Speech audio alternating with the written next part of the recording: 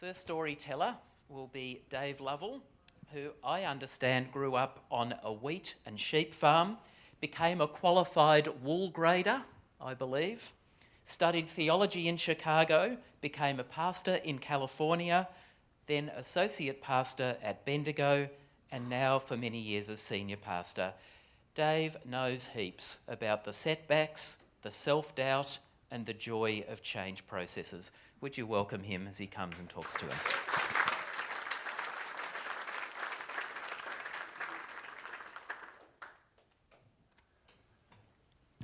Thanks, Woffy. I appreciate that. This is very special to be here today, and I feel very honoured to stand and be the first person to share some of our story, my story and the story of Bendigo Baptist Church with you today. I'm conscious that I'm in a room full of many different men and women, and you all have your own stories as well too. And so I trust and pray that some of what I share today will be helpful to you and your journey. Part of my story that I'm sharing today, it's God's story of what God has done really in and through the life of our church up there at Bendigo and through the people that call that their spiritual home. I thought today that to share some of this story, I needed to go back a little bit and just to give you just a couple of minutes, a bit of a snapshot of the history of the church, because I think that frames then where I'll go for the rest of the time as well too. But Bendigo Baptist Church really finds its history. It goes back 164 years ago to when Bendigo there was nothing more than some pastures, some paddocks. There were sheep that were running through that particular area. And Bendigo looks vastly different today. But Bendigo Baptist finds its roots in that particular period of time when gold was suddenly found in that little neck of the woods. And things began to change. Within a very short period of time, history tells us that there were around 13,000 people right there in the heart of central Victoria, all chasing their particular fame and fortune by chasing after gold.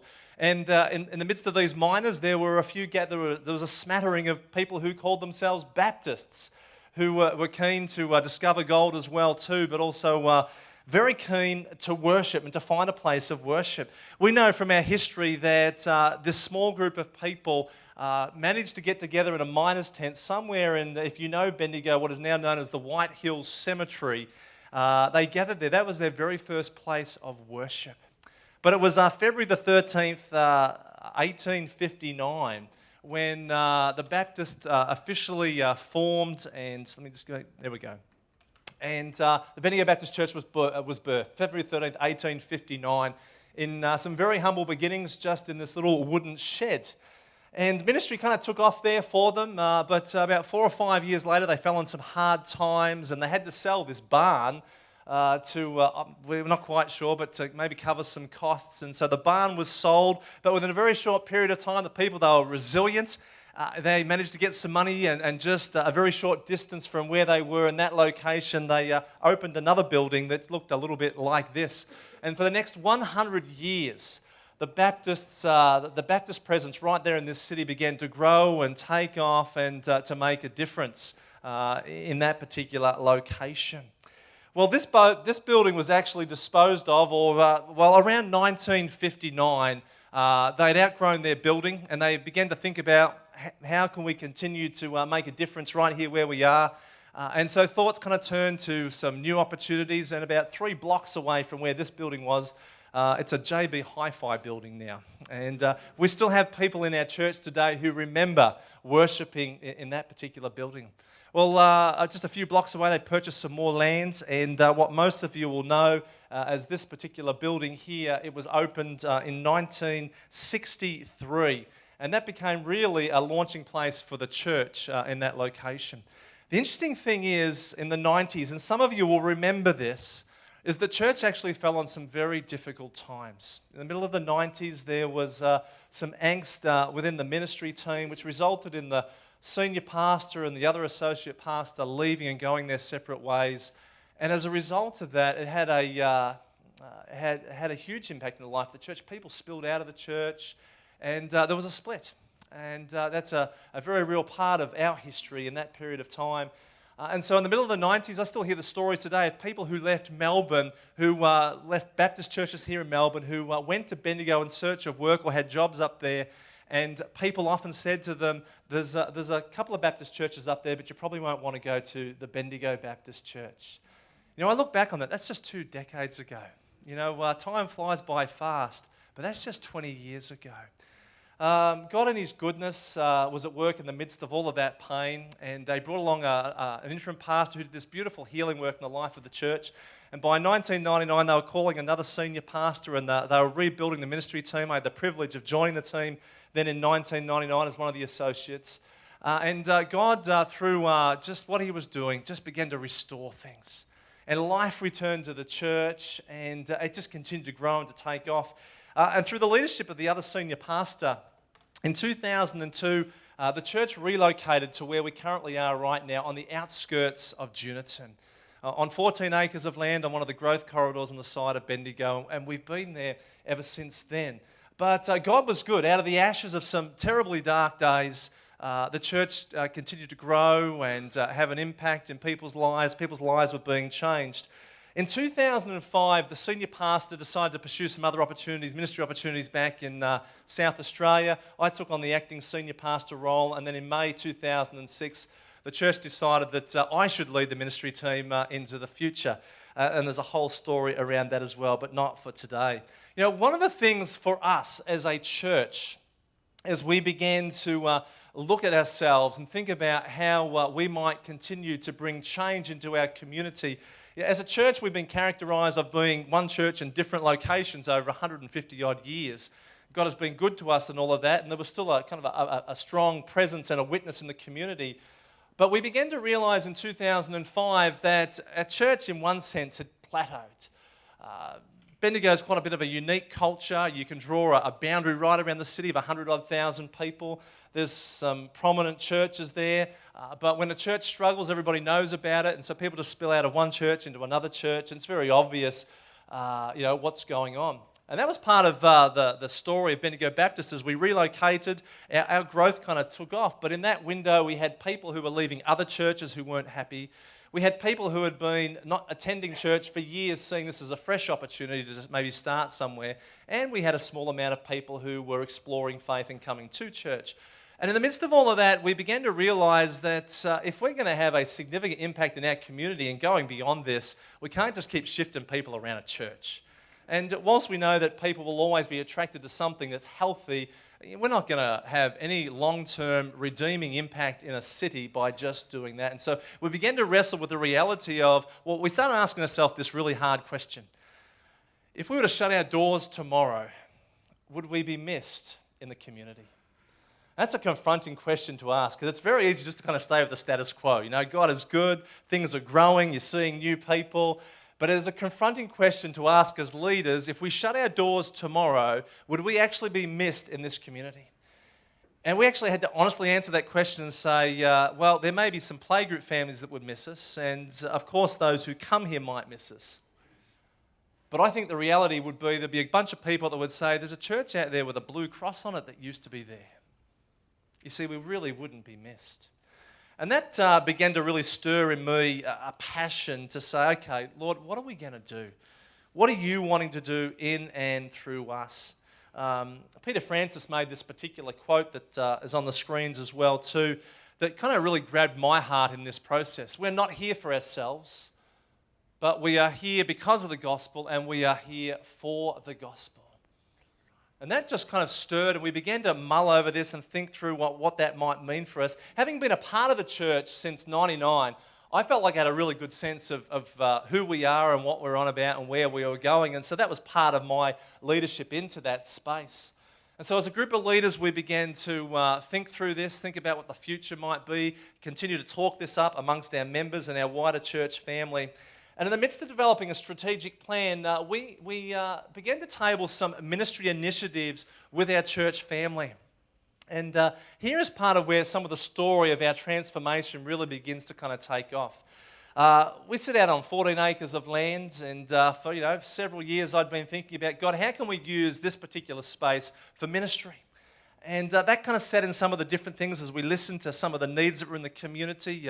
People were expressing concerns about there not being or there being a lack of early learning facilities in that particular area. There being a lack of resources for sporting communities. So we began to dream a little bit, and we came up with some of these different initiatives that we began to table before our people, around the idea of maybe engaging with our community through an early learning centre which had components of long day kinder care in it. We had people in our church who worked for the Loddon Mallee Preschool Association. It just seemed like a lay down misère that this was an area that we could move in.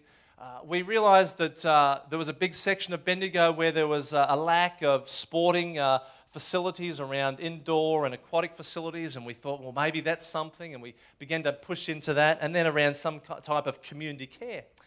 So we kind of put these things before the people. We risked the opinions with these and thought, you know what, is this something that God is calling us to do? Well, part of our journey in this is that our members said, hey, look, great ideas, we like that. Why don't we establish some different working groups? They gave us some in-principle agreements to exploring these and to go away and come back with some firm recommendations for our church. Well, over the next 12 months, we worked and beavered away at some of these things. And I left in 2008 and took a bit of leave. My wife's from California, so we went back to the States.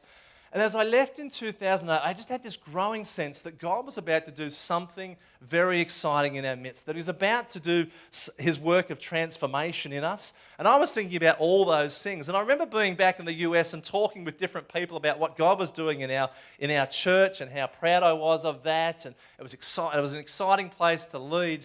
I'm mulling over all of these things. I came back from my holidays back to a members' meeting in the middle of the year the working groups were coming back with their recommendations, thinking this is just going to be fabulous. You know, pastoral ministry, this is an easy gig. You know, God's doing great work, and right there at Bendigo, and we're seeing change. Well, I wasn't quite prepared for what was going to transpire in this particular members' meeting. As I came back, I realised that one of the working groups, the indoor aquatic sports facility, really wasn't gathering momentum, and there was still some more work to do on the community care centre and how we would engage the community with this. But the whole idea of an early learning facility on our property, engaging with our strengths, was just an obvious one, and it was being talked up, and people were resonating with this. It was going to be an extension of our playgroups. At that point, we had over 100 different families engaging in 8 playgroups throughout the week, and it just seemed like a natural extension of our ministry in the community. We got to our members' meeting on that day, and the working group got up to present their recommendations, and as they made their presentation, named their recommendations, suddenly the room was just polarised in terms of people's opinions. And I sat back there just observing. I hadn't played any particular role in this working group. I was just observing what was going on. But within the space of an hour, the recommendations, this particular initiative of our church, had completely fallen over. And for a number of reasons. Some of it was around the fact that people were concerned with maybe our ability to deliver some human resources on this. Another one was around some philosophical reasons that people were opposed to the idea of a model that was self-sustainable but was built around long-day kinder care, and feeling like that we were encouraging the splitting up of families, and that became quite a vocal point in the midst of that. To then other people in our church, quite sadly, who polarised around, so if I vote for that and I don't get something for my kids over here, then my answer's no. And I sat there and I listened to all of this, and then I watched as these recommendations, or this recommendations around this, got voted down. And still to this day, it stirs something within me. I sat there thinking, we've just spent 12 to 18 months identifying a whole bunch of needs around this community, and we've basically told people where they can go. And I was frustrated. I was angry at our church. And I remember the next day, my administrator coming into the office and saying, because every Monday we send out prayer requests, answers to prayer, and things that people want us to be praying for. And she said, do you have, what else do you want to include on this? I said, here's one you can put on there. We've just identified a whole bunch of needs, and we've told people where they can go. Let's put that one on there. Let's have people praying for that one. Well, she was wiser than I was. And she said, well, maybe we won't quite phrase it that way. And I might have even been a bit stronger in my language than that. And I remember calling my parents, who are godly men, my godly parents, and I just vented. I was hurting, feeling like we've just done so much work in all of this, and we're endeavouring to bring change and transformation to our church and to our community, and we're genuinely, we're here for the gospel, and we want to make a difference with the gospel. God, what are you doing in all of this? And there was some soul searching between me and God and I, and lots of conversations. But out of probably a 2 or 3 week period of my pain, I came back to our leadership team, to our ministry team, and I said, you know what? I'm not quite sure how else to lead right now apart from going back to our people and asking a whole bunch of different questions. I said, I think what we honestly need to do is we need to ask 4 questions of every person and every group we possibly can in the life of our church. And let's just see what God does with this. Now remember, I'm hurting in all of this as well too. And so over the next 6 weeks, I think I was out 3 and 4 nights of the week. I was engaging with every group I could, every person. Someone would stop me for a coffee. I'd ask them the same questions. And these were the questions. It was really just quite simple. We were asking people what did they love about our church. We were asking them questions about what do you dream about for your ministry and for our church. I was even then bold enough to say, what did you like or dislike about the 3 different ministry initiatives that we put before you? And last but not least, what is it that you think God is saying to us about the future ministry of our church? God was very good to us in this process. And as I got out and about and we collected information and we compiled it all and we put it back out to our church family, it did a couple of things. First of all, what it did was that it built such a sense of goodwill right across the life of the church. I didn't anticipate that in advance, but people just felt a sense of they had the opportunity to engage in all of this. And the fact that I would sit and listen to people rather than just saying this is what we're going to do and we're pushing in this direction, they felt heard, they felt honoured and all of that. And it built goodwill, and so they began to speak back into this process for us. The other thing in terms of what it communicated to us is that they were still keen to build upon our strengths and to consider new and innovative approaches to carrying the gospel to the community. You see, they weren't opposed to it, they just didn't sense that these things, as we'd gone on the journey, were the right things for our particular church. And so what we did, we were bold enough, we said, you know what, well, we need to do some more work on this. We approached Baptcare. I'm not sure they do it these days, but back in 2008, they were giving out seeding grants. And there we go. Perfect. Good to hear that. So speaking for Baptcare still right now, they gave us some money for a seeding grant, and we commissioned someone in our church who had a research background and said, would you actually do some work on our behalf over the next couple of months, do an audit of our community, of the city of Bendigo, and come back and tell us where are the needs? And where might we as a church engage with our strengths in the community to bring some difference? Well, they did some great work, and ironically, they came back with some strong recommendations about there were gaps all over the community in terms of needs for children, teenagers, and families, and it just made sense for us in terms of how we might resonate and begin to connect back into some of that. And I sat there listening to this person make this presentation in the church thinking, well, that's just what I identified about 12 months ago, but it's taken $10,000 from Baptcare and someone from our church to do a report, and now we just think it's fantastic.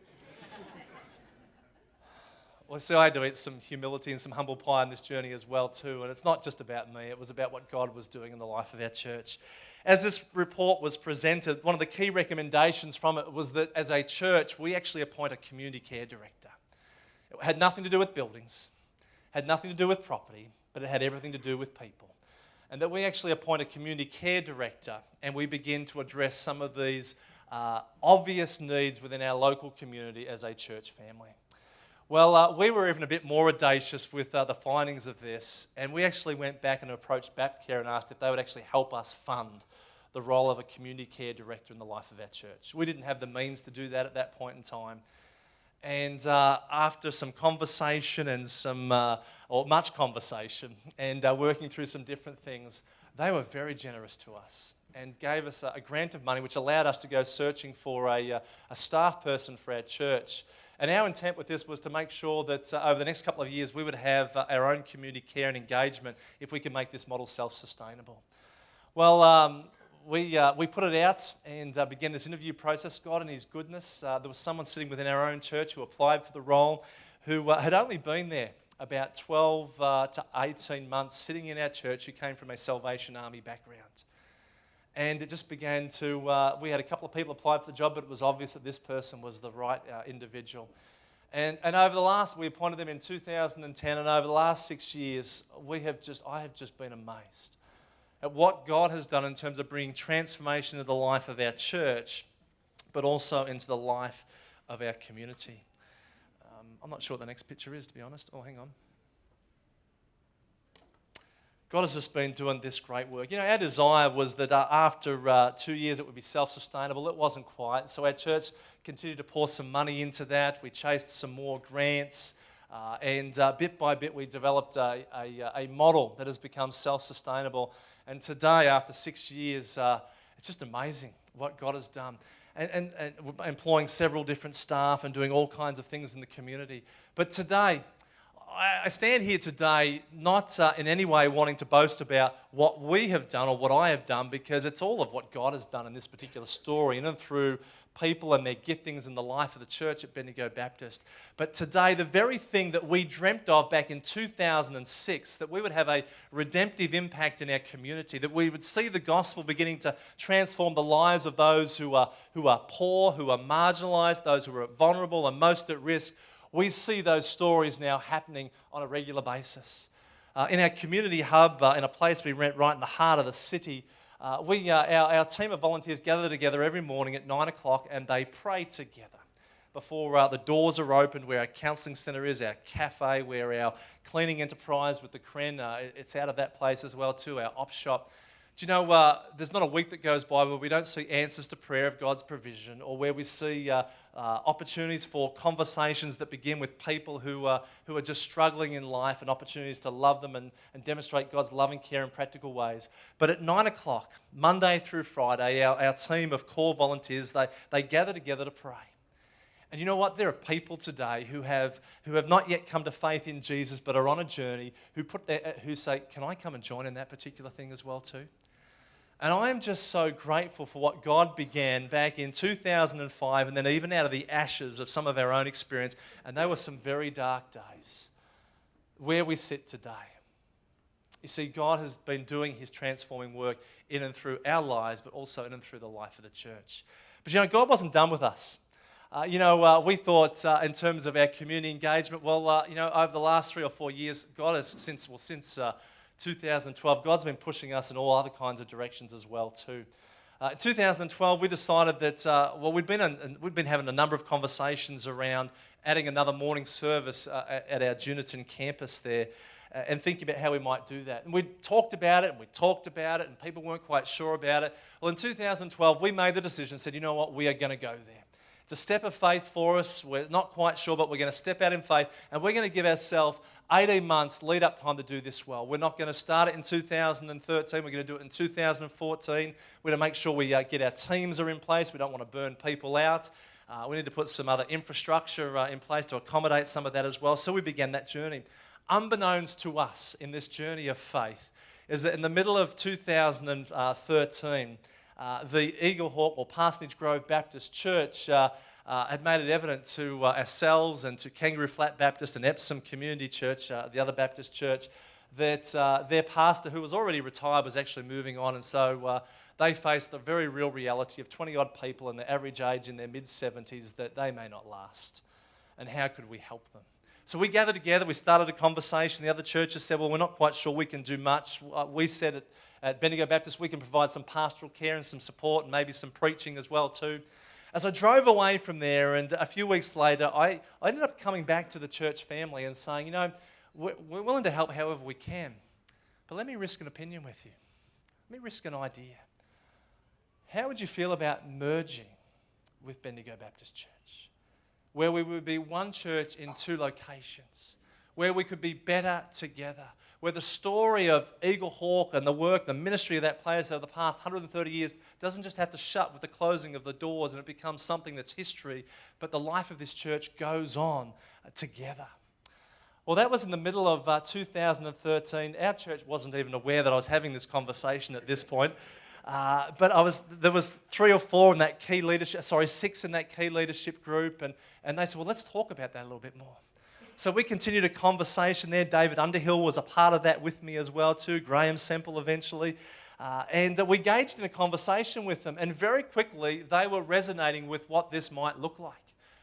And so by September I said, you know what, I actually better name this with our church. So I remember standing up on a Sunday morning and saying, look, something is happening at Eagle Hawk. This is what's happening. If you'd like to hear a bit more about it, grab a cup of tea and come back and see me afterwards. Church finished, I had my cuppa, I sat down, 2 people came in, I thought, oh, well, obviously this is not a high priority for them at all.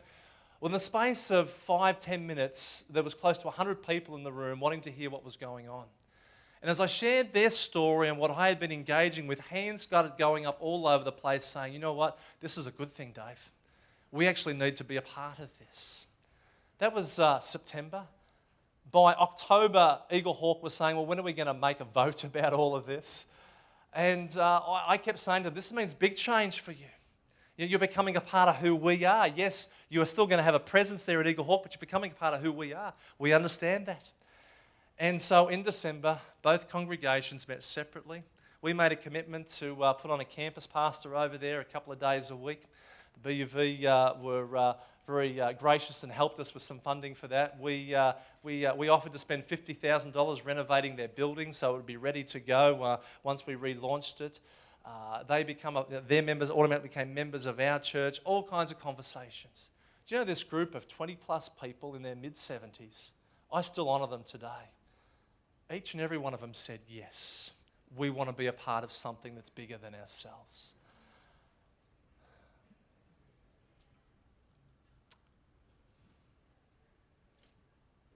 The church has been there for 130, 140 years.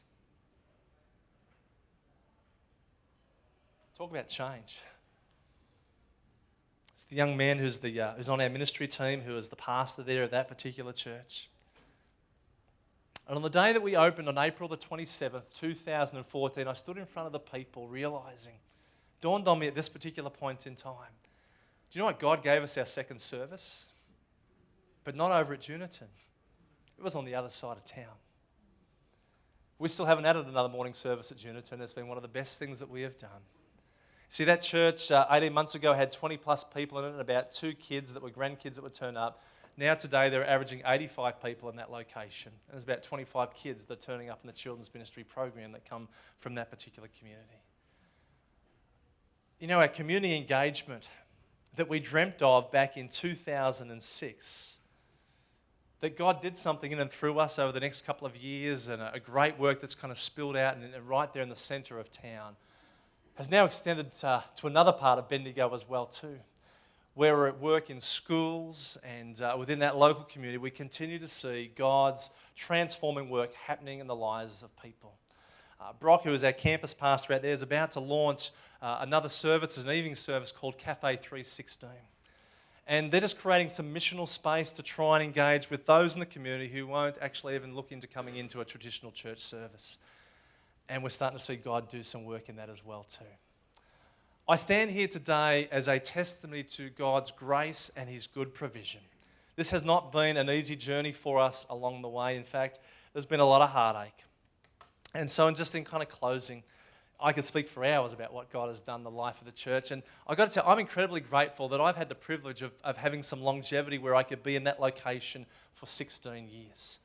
Because it becomes a part of you. The church becomes a part of your DNA. The community becomes a part of your DNA. I'm a chaplain at the South Bendigo Football Club. It's a part of me. And so this sense of endeavouring to want to be a missional presence in our community, we've just gone through a new strategic plan, and we're talking it up. It's our 2020 vision about how we as a church are going to continue to push out even stronger with our community programs, into community initiatives and community partnerships. Because it's about the people of God being the church out there in that community as well. What have I learnt in this journey? Let me just kind of close by sharing this with you. 3 things, not like a good Baptist, but just 3 things. They could be all kinds of things. I was thinking about the importance of prayer. I was thinking about the importance of having great team unity and pulling together in the same direction. But the things that really began to resonate with me over the last week were really these things. And these are nothing new. And so I'm hoping today that in some way my story in whatever context you might be as a man or a woman in your leadership context, whatever that might equate to, then somehow this might encourage you. There might be something in this. But I want to remind us today that God is always at work in the circumstances of ministry. Whether that be in the joy, whether that be in the pain, whether that's in the moments of success, whether that be in the hardships that we might face, that God is in the midst of all of that. You see, that's the story of our church. If I go back to the 90s, in the midst of a church split, terrible days. But God was at work in the midst of all of that. And He was certainly at work in the midst of my pain back in 2006-07, when all of our dreams suddenly lay kind of in ashes on the ground, just wondering, God, what in the world are you doing? I look back, and when I face different challenges still today, I can name that. I can say, God, I know that you're at work in this setting.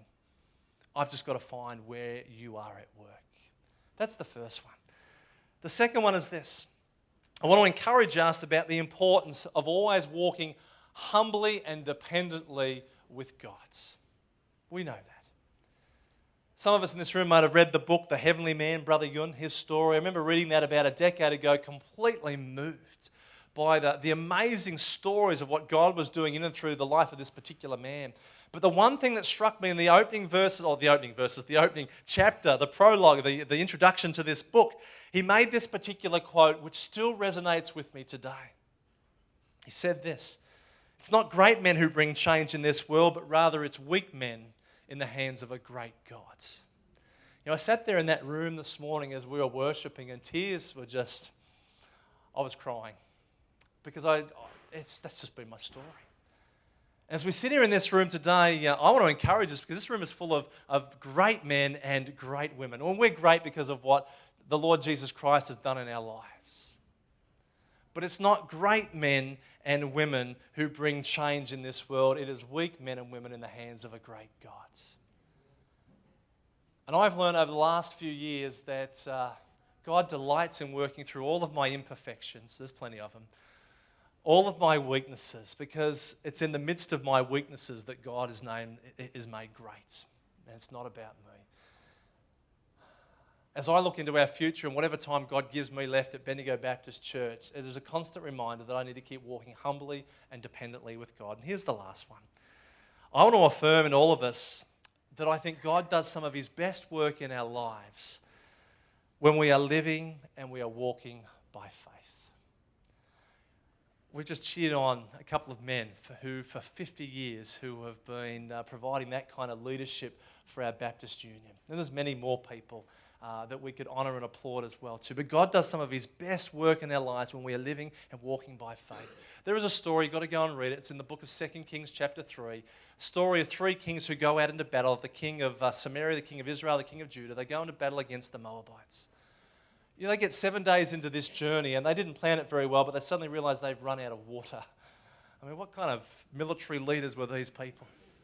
And so they start thinking, well, what are we going to do? And one of them has a bright idea and says, you know what, we've got this holy man, Elijah. We should see what he says. So they go to Elijah, and Elijah says to them, he goes to God and he comes back, and basically God says to them, you dig some ditches in this valley, and by tomorrow morning they will be full of water. Well, that's the story. Their journey of faith was they had to step out and dig a whole bunch of ditches. And the next morning, as they woke up, the entire valley was just flowing with water. You know, I say that because it reminds me that God does some of His best work in and through our lives when we live and walk by faith. I have a journal and I'm constantly writing stuff in there because I need to go back to that constantly to remind myself of God's work and His presence, to keep myself encouraged in the midst of challenges and hardship. But it reminds me that God does His best work in those moments. So I want to encourage as I finish today, don't lose heart in the midst of difficulty. Don't lose heart and become discouraged when you feel like things are going pear-shaped, because that's what happens in ministry. We've all experienced that. I'm each and every one of us in this room, regardless of our age. And so I want to encourage you today to resolve in your own heart and spirit in those moments to continue to dare greatly. To keep pushing into God, to keep digging ditches and trusting God for the outcomes. God does some of his best work in our lives when we live and we walk by faith. Thanks, Lottie.